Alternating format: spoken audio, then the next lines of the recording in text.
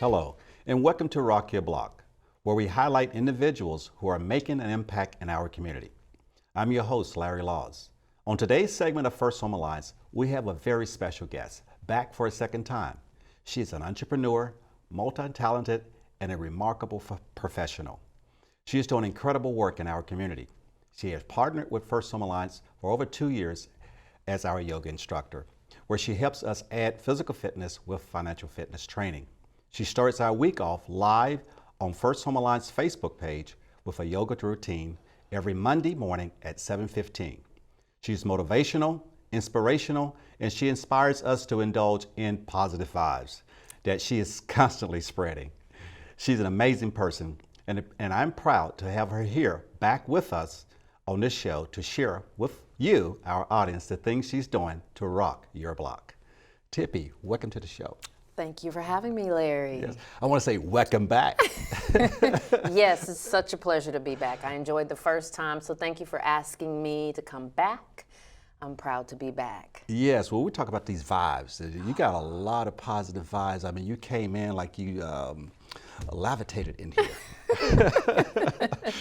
Tell us about the positive vibe and the self-love. How do we indulge in that? Well, it's interesting because positive vibes is something that I spoke to myself. It's a self-affirmation of really how I want to start my day, and which is to be positive. And so it's a self-affirmation that I have kind of started to tell myself, and then it went from me sprinkling positive vibes on my social media page. And so for 4 or 5 years, I started sprinkling positive vibes, and now through my yoga teachings, I realized that I really have a significant power of deciding how I want to choose my day and how I want people to, how I interact with people. It can be either positive or negative, right? Yes. So do you actually, are you getting good reaction from that? I mean, you're putting it out there, you're stimulated it. Yes. What reactions are you getting? So it's interesting because I've been called a child whisperer. The children, I mean, it's like, I don't know, when I'm smiling or when I have on color, and I've done little tests. I noticed that if I'm wearing color, I don't even have to say anything. People will automatically come up to you and say something versus me wearing black, right? Mm-hmm. So there's, color is a way, a non-conversational way to talk to people. And I realize, if I put on a bright color, somebody's going to, or I may spark interest in something. And so then it's kind of trickled down to my nails, my yoga practice, everything. Yes, it's like a vibe, an energy. Okay. All right. And I understand there's a video clip that you actually put out there on our Facebook. And so why don't you tell us a little about that, and then we'll take a look at it. So it's just a promo, just talking about what how I'd start my day with First Home Alliance every Mondays. And the video is just an intro to sprinkle in that vibe. Thank you. All right, so let's take a look at that clip.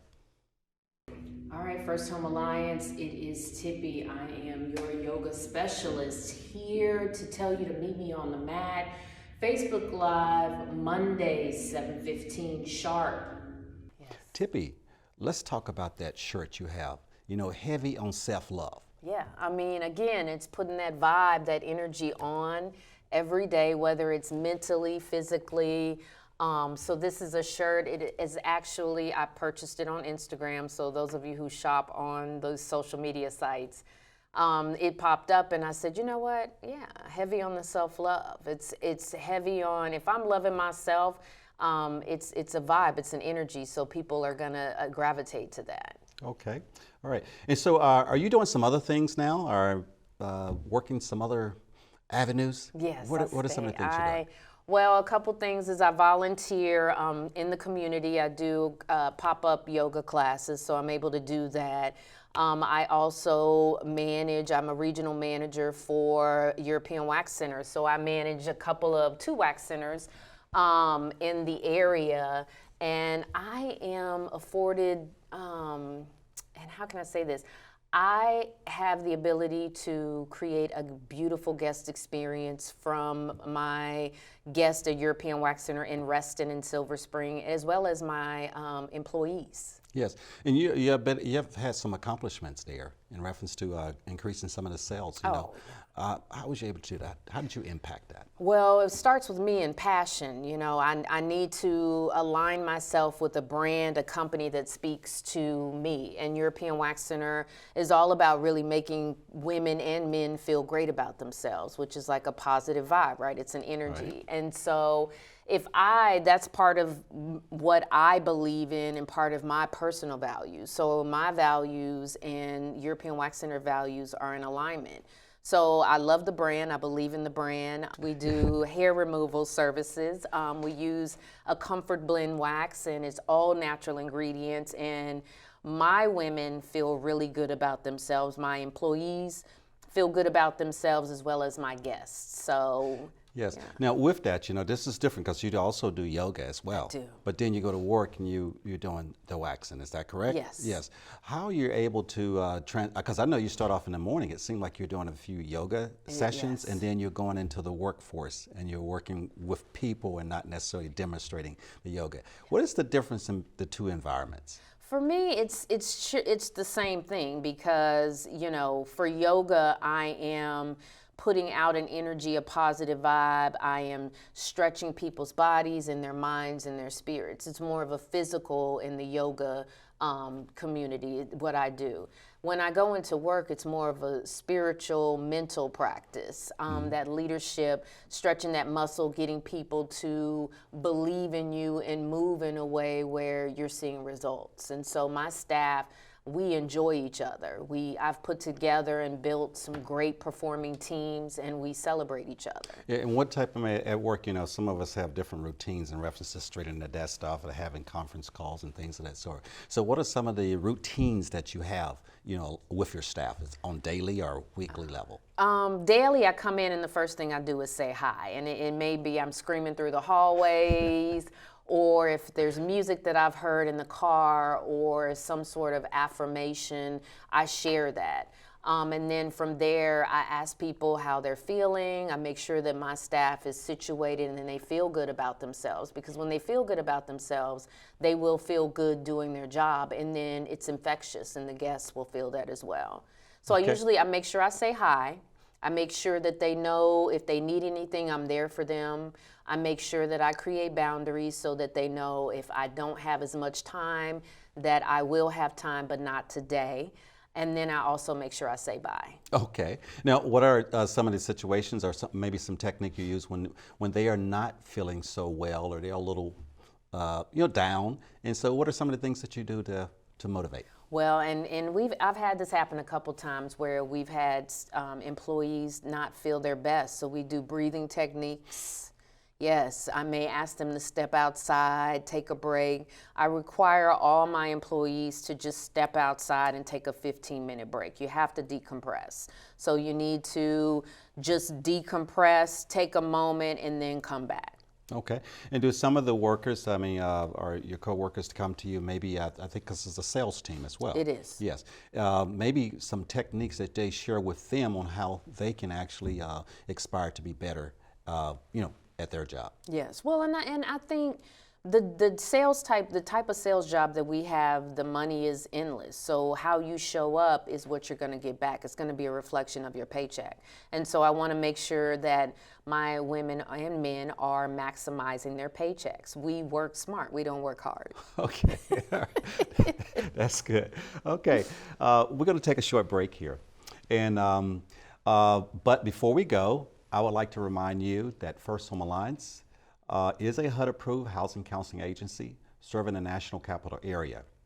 If you're a first-time home buyer or homeowner in need of mortgage assistance, please visit the U.S. Department of Housing and Urban Development website to find a HUD-approved agency in your area.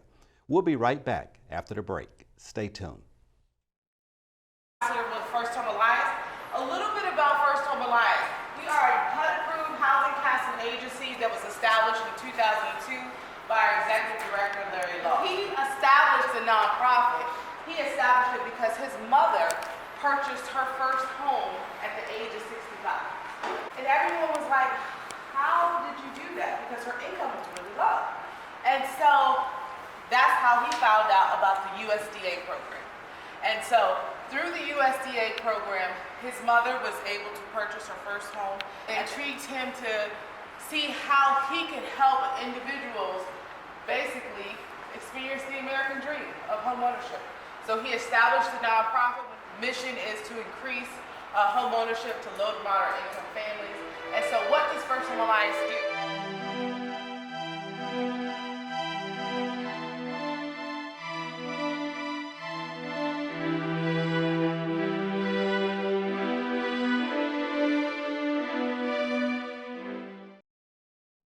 Welcome back. You're watching Rock Your Block. I'm your host, Larry Laws of First Home Alliance. And if you are just now tuning in, we're joined today with our yoga instructor, TIPPI. TIPPI, before we left, you was talking about work. Yes. Yes, and you're just inspiration at work. Yes. And so we actually caught you on a clip doing a little dance, trying to lead a dance there. What were you doing on that? So we had a Christmas party over the holidays. We got together and celebrated each other for the holidays and thought that we would top off the party with a TikTok. Okay. So what you don't see, well, what you see on the clip is the final product, but I mean, we had about 15 or 20 takes, but it was fun. It was definitely fun. All right. So yes. Yes. Well, TikTok, I know definitely is new for me. You know, how much are you doing in social media? What are some of the different platforms that you've So I'm on Instagram. I love Instagram. I'm on Facebook. Facebook was the start of the social media, so Facebook is where I'm on there as well, and I do my lives on Facebook Live. And I have too joined TikTok, which is something that's new for me as well. But I like TikTok. It's great. Oh, yes? I do. Okay. So yeah. Or is that something you often do at something at work? Or are you talking about in your yoga routines, or how do you blend that in? Well, that was the first video that we had done together as a team at work, and it was really, really fun, and it definitely was a great team builder activity. But normally for social media, it's just been my Facebook, it's just been my yoga practices and just me having a good time, playing and laughing, so yeah. Okay, I hear you. Yes. And so tell me, how do you balance your time, you know, and also finding a good balance? I know you talked about it earlier, you know, but you start off in the morning. Matter of fact, tell our audience what you do on Monday mornings. So I do the Facebook Live with First Home Alliance, and I get on every morning at 7:15 and we just stretch. And you can pull the video up at any point, but that's pretty much what I do. Yeah. And transitioning from that and actually going to work, you know, how's that transition? It's actually really good because it has become part of my morning routine. So it helps me balance and center myself with being able to start off my day with balancing and centering the Facebook Live and then myself as well. So I love it. It's a great way to start my day and get into work and continue that energy. So it's almost like an exchange of energy. Okay. And I know that when you're speaking to individuals, you're really trying to get them into the self-love, get them at a nice level. What are some of the things that when a person is having difficulty, within concentrating on themselves and getting there, just help our audience, to hey, this could be some remedial things that you could do to get you there. Well, one of the things that I recognize, at least for me, is that as soon as I start to figure out that it's everybody else's fault, then I have to kind of go into myself about why am I feeling or why am I making excuses, or why do I feel like everybody's doing something to me? And then you kind of go inward, and then you unpack that feeling of whatever you have. And so from there, you just try to make sure that, for one, what I did was, if I'm uneasy with myself or a situation, I try not to put that on anybody else. So right. Not to, if I'm mad at myself or mad at a situation, not come home or go to work and take it out on my coworkers. So right. Just really trying to be aware of, I'm in a space, I need to come down, I need to breathe, and then I need to maybe have 5 or 10 minutes by myself. And then I can be, that force or pour into other people. So I first have to manage myself and my emotions and where I am before I can interact with anybody else. So I would recommend that first and foremost. Yes, and I do know that that there's some stories, success stories. You know, I think you mentioned before some, you know, some things that you were successful to accomplish, you know, through the yoga. You know, share with us either a success, your success, or some other success that, you know, through yoga you was able to accomplish that. Well, and I think one of the successes is being able to teach a class and watch people's progression. And really me be the person, because I do feel like yoga is a spiritual practice, and that spiritually, anytime I get on the mat, it's a connection that I have to a higher being. And so for me to be able to be that vessel and harness in the message and send it out to other people and they respond. So I've had women who have lost weight. When the practice ends and people clap, that is self-gratifying. People come back to the class, that's self-gratifying. So if you see someone 1 week and you see them again, and then you start to see them 5 or 6 times, then that's that gratification. So there's little nuggets of things that I've been able to do that remind me that I am of service, whether it be through yoga, whether it be through my employees, whether it be through First Home Alliance. But my mission is to be of service. Yes, and I do know that different opinions and things of that sort, and when you should exercise, how much strength that you should exercise. And so, what encouragement, you know, for you is to a person maybe finding what within them, if it's better to do it in the morning or better in the afternoon. What would you suggest? How would a person decide to get started? Just get started. I think we all, our body clocks, our body chemistry, everything is different for everybody. And so I think it's super important that we just move and not become stagnant in areas in our body. So like wiggling your fingers, stretching your wrists, stretching your ankles. Stretching your body is so important that we take that for granted and we don't realize until we can't stretch anymore that, you know, that we should have done it. So I just say, and even wherever you are in your life, whether you're 90, whether you're 50, whether you're 12 or 8, there's, you know, yoga, there's always a great time to get started. You just need to start. Yes, and I know if we keep going to the social media, I know you're doing a lot on social media, but are you doing in person as well? I am doing in person. So I, in the community in Woodbridge, I work at a couple of studios and I teach at my, where I live, we have a clubhouse, so I teach there and I teach it within the community, like I said. I do a lot of pop-ups and privates. Okay. Yeah. Yes, yes. And so what are some of the things that you see on the horizon? Definitely, I'm starting to do retreats. So there will be retreats in my horizon where there's 2 or 3 days of just yoga retreats. I will be doing retreats for athletes. So retreats are on my horizon for 2023, as well as teaching, continuing with First Home Alliance, and then there's a new yoga studio opening up in my area, so I'll be teaching there. And really my mission is just to get out there and stretch with the people. Okay. Move with the people. All right, yes. And do you recommend any, maybe, I know it's a lot of endurance, and what about strength training? Strength training, I think that it's a process. So you definitely need to start to stretch first and feel comfortable in your body, making sure that your limbs are strong and that you're trusting your body before you start the strength training. But strength and yoga go hand in hand too. There's a lot of yoga practices that specialize in strength and conditioning and things like that as well. So there is classes to help with conditioning and strength. But I always say start with yoga first, maybe like a restorative or a gentle yoga, and then you can start to build up your muscles and your strength. Okay, all right. And you know, we turn this thing back into, you know, the financial fitness part. Yes. You know, you have the financial fitness, you know, physical wellness, you know.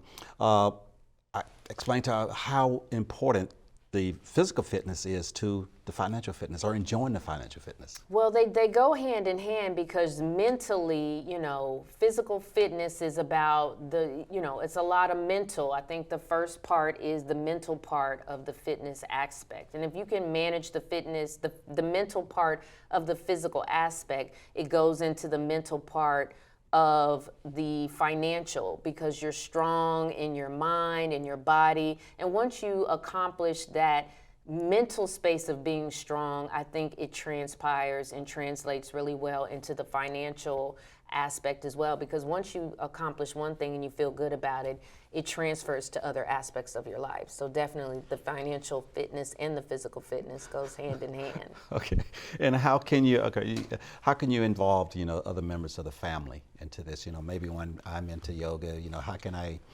get other members of the family, the kids, the spouse? Oh, the kids, the spouse. I mean, it could be where you all are sitting on the couch watching a movie together during family night and you're just wiggling your toes or lifting your legs up. So how do you get people involved is really finding out what motivates everybody as a team, as a unit.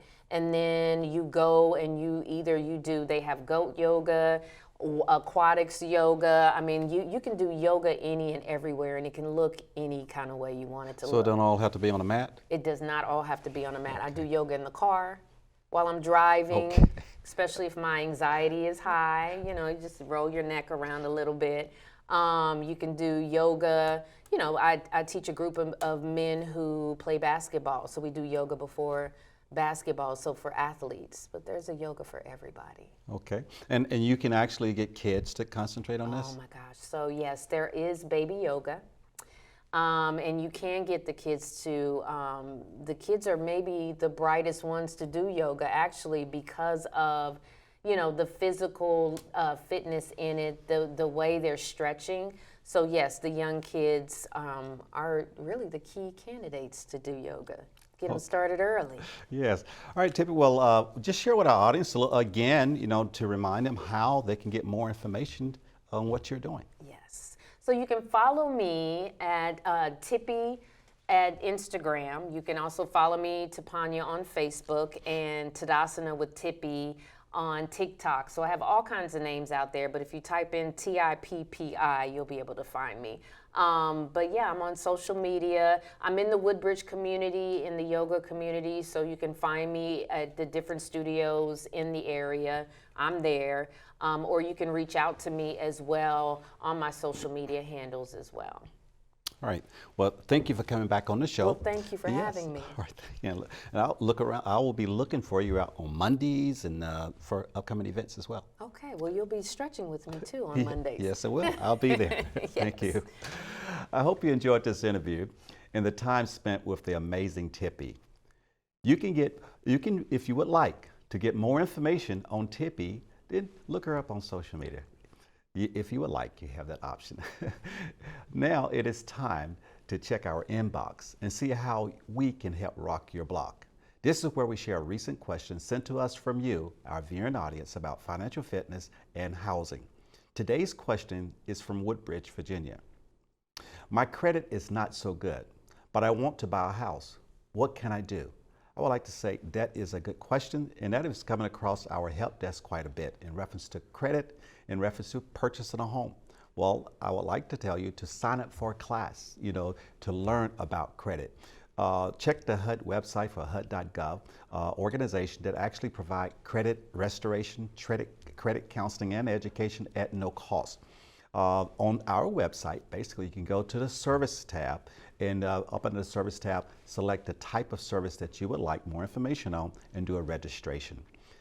In closing, I'm Larry Laws of First Home Alliance, and it's been my pleasure sharing with you our mission and highlighting people in our community that are making an impact. If you have questions about financial fitness or how we can help make your dream of homeownership a success, email your question to our inbox at help@firsthomealliance.org. Then tune into the next show to see your question was selected to be shared with our audience. You can easily get more information about our services by visiting us on the web at firsthomealliance.org. Thank you for watching today's segment of First Home Alliance, and join us next time to rock your block.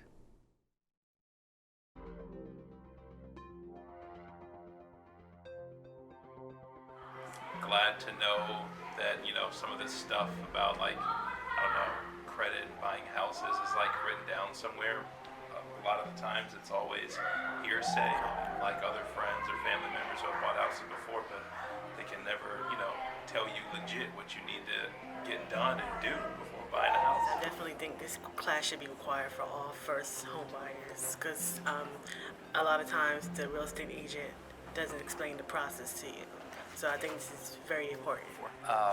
It's from the credit up to receiving a loan, and the most important thing is the process that you go through when you're buying the house, and there are a lot of process which you don't have idea about that before you take this class. Speakers who came up and spoke about each section, they were very knowledgeable in their field, and I felt like it was relatable. They didn't just throw out a whole bunch of terms that went over my head, but they really explained it in a way to where I understood it, and I could even explain it to my children, and it was even easier for me to take home and kind of remember and process and apply to my next steps. The process was amazing.